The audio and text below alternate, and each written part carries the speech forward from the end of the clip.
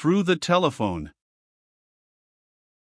Events had crowded so thick and fast upon Viner during the last day or two that he went to the telephone fully expecting to hear of some new development. But he was scarcely prepared for his solicitor's first words. "Viner," said Felpham, whose voice betrayed his excitement. "Is that man Cave still with you?" "No," answered Viner. "Why?" "Listen carefully," responded Felpham. "In spite of all he asserts, and his long tale this morning at the police court, I believe he's a rank impostor. I've just had another talk with Hyde." "Well," demanded Viner. "Hyde," answered Felpham, "persists that he's not mistaken. He swears that the man is Nugent Starr. He says there's no doubt of it. And he's told me of another actor, a man named George Bellingham, who's now somewhere in London, who can positively identify him as Starr. I'm going to find Bellingham this afternoon. There's some deep-laid plot in all this, and that fellow had been cleverly coached in the event of his being unexpectedly tackled." Viner. "Well, I'm listening carefully," replied Viner. "Where's this man gone?" demanded Felpham. "To his hotel, I should think," answered Viner. "He left here just before 1. "Listen," said Felpham. "Do you think it would be wise to post new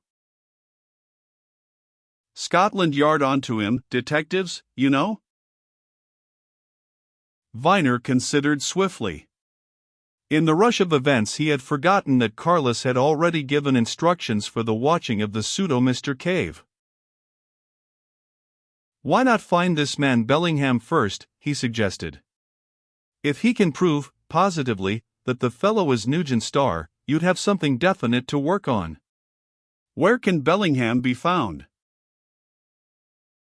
"Hyde's given me the address of a theatrical agent in Bedford Street who's likely to know of his whereabouts," replied Felpham. "I'm going over there at once. Hyde saw Bellingham in town 3 weeks ago." "Let me know at once," said Viner. "If you find Bellingham, take him to the Belfield Hotel and contrive to show him the man. Call me up later." He went away from his telephone and sought Miss Penkridge, whom he found in her room, arraying herself for out of doors. "Here's a new development," he exclaimed, shutting the door on them. "Felpham's just telephoned to say that Hyde persists that the man who calls himself Cave is Nugent Starr. In that case, he won't." Miss Penkridge interrupted her nephew with a sniff. "My dear Richard," she said, with a note of contemptuous impatience, "in a case like this, you don't know who's who or who isn't who. It wouldn't surprise me in the slightest if the man turns out to be Nugent Starr." "How did he come by such a straight tale, then?" asked Viner doubtfully. "Carefully prepared, in case of need," declared Miss Penkridge as she tied her bonnet strings with a decisive tug. "The whole thing's a plant." "That's what Felpham says," remarked Viner. "But where are you going?" he broke off as Miss Penkridge, seizing an umbrella, started for the door. "Lunch is just going in." "My lunch can wait. I've had a biscuit and a glass of sherry," asserted Miss Penkridge. "I'm going round to Bigglesforth the stationer's, to follow up that clue I suggested just now. I dare say I can do a bit of detective work as well as another, and in my opinion, Richard, there's no time to be lost. I have been blessed and endowed," continued Miss Penkridge, as she laid hold of the door handle, "with exceedingly acute perceptions, and I saw something when I made that suggestion which I'm quite sure none of you men, with all your brains, saw."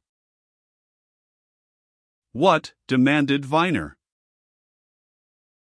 "I saw that my suggestion wasn't at all pleasing to the man who calls himself Cave," exclaimed Miss Penkridge. "It was only a flash of his eye, a sudden droop at the corners of his lips, but I saw. And I saw something else, too, that he got away as quickly as ever he could after I'd made that suggestion." Viner looked at his aunt with amused wonder. He thought she was unduly suspicious, and Miss Penkridge guessed his thoughts. "You'll see," she said as she opened the door. "There are going to be strange revelations, Richard Viner, my boy.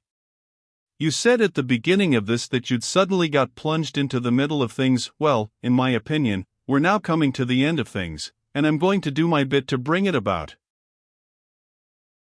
With that, Miss Penkridge sailed away, her step determined and her head high, and Viner, pondering many matters, went downstairs to entertain his visitors, the unlucky Hyde sisters, with stories of the morning's proceedings and hopes of their brother's speedy acquittal.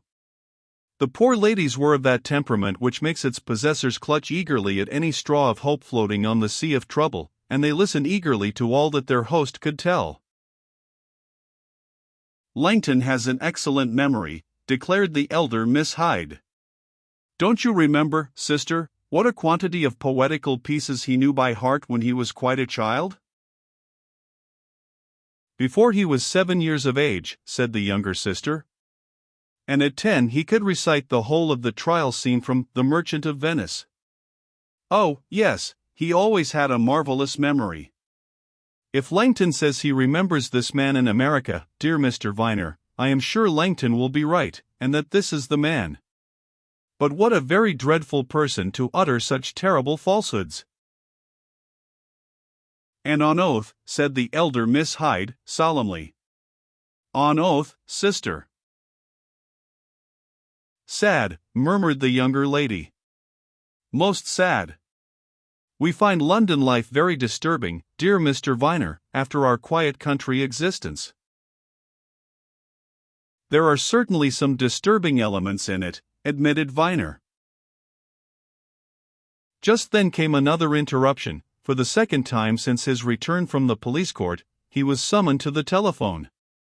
To his great surprise, the voice that hailed him was Mrs. Killenhall's. "Is that Mr. Viner?" the voice demanded in its usual brisk, clear tones. "Yes," answered Viner. "Is that Mrs. Killenhall?" "Yes," came the prompt reply. "Mr. Viner, can you be so very kind? Miss Wickham and I have come down to the city on some business connected with Mr. Ashton, and we do so want somebody's help. Can you run down at once and join us? So sorry to trouble you, but we really do want a gentleman here." "Certainly," responded Viner. "I'll come to you at once. But where are you?" "Come to 23, Mirrapore Street, off Whitechapel Road," answered Mrs. Killenhall. "There is someone here who knew Mr. Ashton, and I should like you to see him. Can you come at once? And have you the address right?"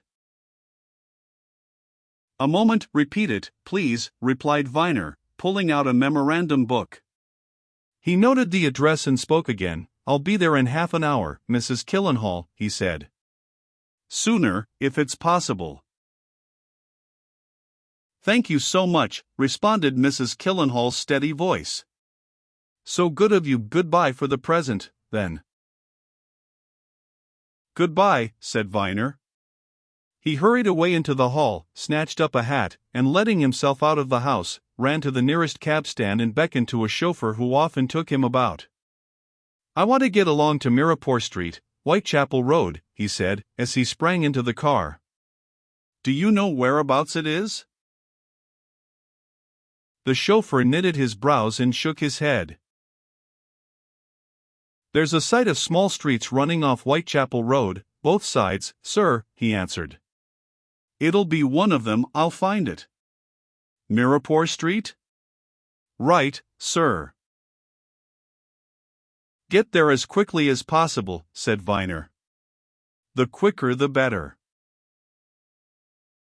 It was not until he had gone a good half of his journey that Viner began to wonder whatever it was that had taken Miss Wickham and her chaperone down to the far boundaries of the city, or, indeed, farther. Mrs. Killenhall had said the city, but Viner knew his London well enough to know that Whitechapel Road lies without the city confines. She had said, too, that a man who knew Mr. Ashton was there with her and Miss Wickham. What man, wondered Viner, and what doing in a district like that toward which he was speeding? The chauffeur did the run to Whitechapel Road in unusually good time. It was little more than 2 o'clock when the car passed the parish church. But the man had gone from one end of the road to the other, from the end of High Street to the beginning of Mile End Road, without success, when he stopped and looked in at his passenger. "Can't see no street of that name on either side, Mr. Viner," he said. "Have you got it right, sir?" "That's the name given me," answered Viner. He pointed to a policeman slowly patrolling the sidewalk. "Ask him," he said. "He'll know." The policeman, duly questioned, seemed surprised at first, then recollection evidently awoke in him. "Mirrypoor Street," he said. "Oh, yes. Second to your left, third to the right. Nice sort o' street for a car like yours to go into, too." Viner overheard this and put his head out of the window. "Why?" he demanded. The policeman, quick to recognize a superior person, touched his helmet and stepped off the curb toward his questioner. "Pretty low quarter down there, sir," he said, with a significant glance in the direction concerned.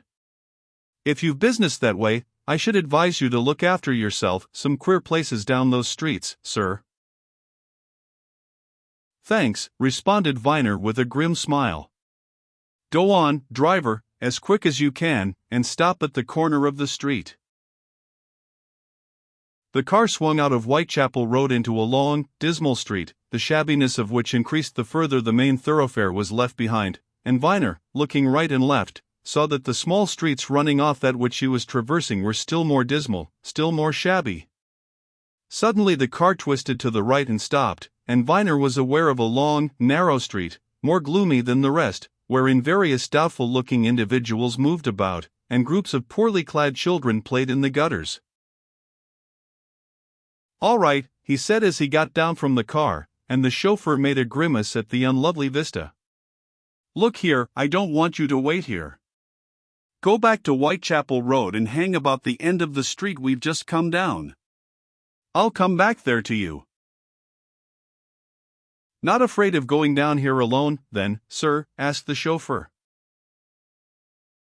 "It's a bit as that policeman said."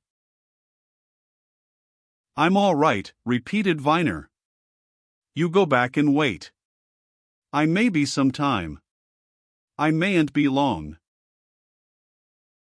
He turned away down the street, and in spite of his declaration, he felt that this was certainly the most doubtful place he had ever been in.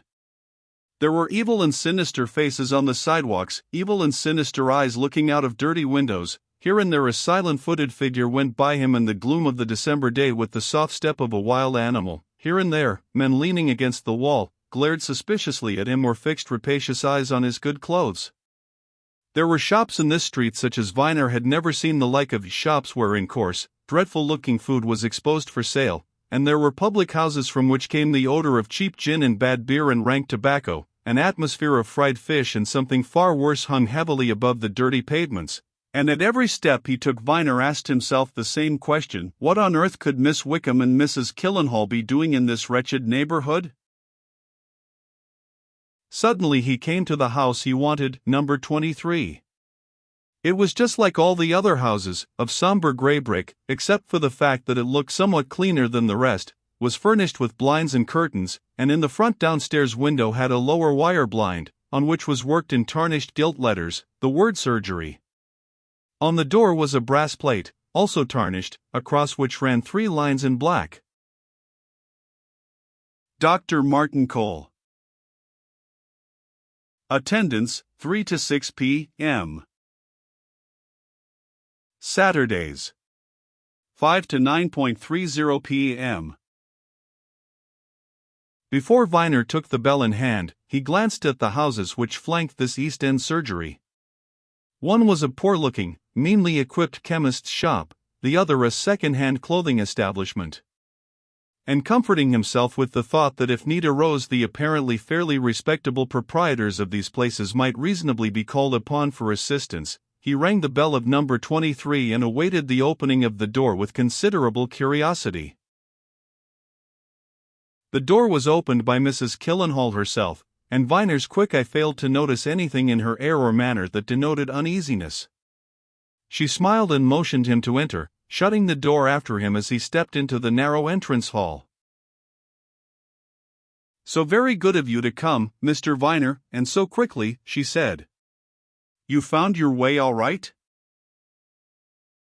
"Yes, but I'm a good deal surprised to find you and Miss Wickham in this neighborhood," answered Viner. "This is a queer place, Mrs. Killenhall. I hope—" "Oh, we're all right," said Mrs. Killenhall, with a reassuring smile. "It is certainly a queer neighborhood, but Dr. Martincole is an old friend of mine, and we're safe enough under his roof. He'll be here in a few minutes, and then—" "This man who knew Mr. Ashton," interrupted Viner. "Where is he?" "Dr. Martincole will bring him in," said Mrs. Killenhall. "Come upstairs." "Mr. Viner." Viner noticed that the house through which he was led was very quiet, and larger than he should have guessed it from the street frontage. From what he could see, it was well furnished, but dark and gloomy. Gloomy, too, was a back room, high up the stairs, into which Mrs. Killenhall presently showed him. There, looking somewhat anxious, sat Miss Wickham, alone. "Here's Mr. Viner," said Mrs. Killenhall. "I'll tell Dr. Martincole he's come." She motioned Viner to a chair and went out. But the next instant Viner swung quickly round. As the door closed, he had heard the unmistakable click of a patent lock.